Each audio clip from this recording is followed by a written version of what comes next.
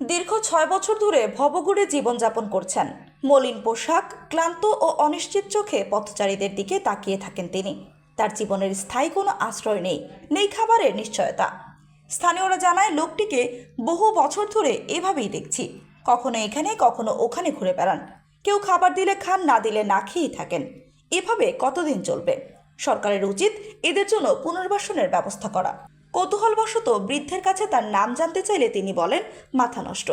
বাড়ির কথা জিজ্ঞেস করায় জানান, টাকা আছে টাকা, যা বেশ অদ্ভুত শোনায়।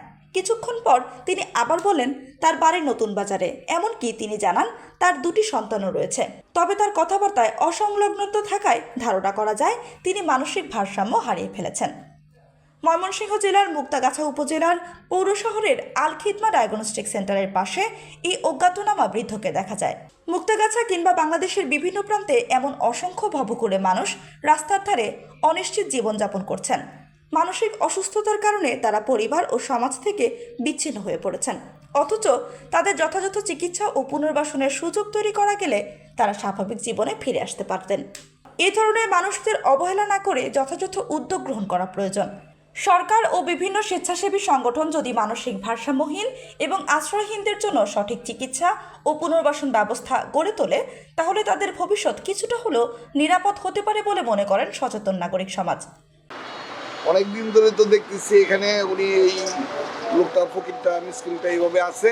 আসলে এদের জন্য মানবতার খাতিরে এদের জন্য কোনো ব্যবস্থা করা যদি সরকার যদি করতো, অথবা কেউ যদি আগে আসতো এদের জন্য, তাহলে খুব ভালো হইতো। এরা তো এখন মানে সিন্ধুমূলের মতন পড়ে আছে, অবহেলিত আছে। আমাদের দেশে এই ধরনের বিভিন্ন জায়গায় জায়গায় যারা অলিগলিতে রাস্তায় পড়ে আছে, না খেয়ে পড়ে আছে, এদের দেখার তো কেউ নেই। এদেরকে দেখার জন্য যদি সরকার আগে আসতো, অথবা কোনো মানে অঙ্গ সংগঠন আগে আসতো মানবতার খাতিরে, তাহলে এরা অনেক অসহায় মানুষ সহায় অবস্থায় চলত। আমার বাসায় এই গলির ভিতরে প্রতিদিন দেখি এখানেই পড়ে থেকে রাত 9টা 10টা 11টা 12টা পর্যন্ত এখানেই পড়ে থাকি। আবার অন্য এক বারান্দায় গিয়ে ঘুমাই।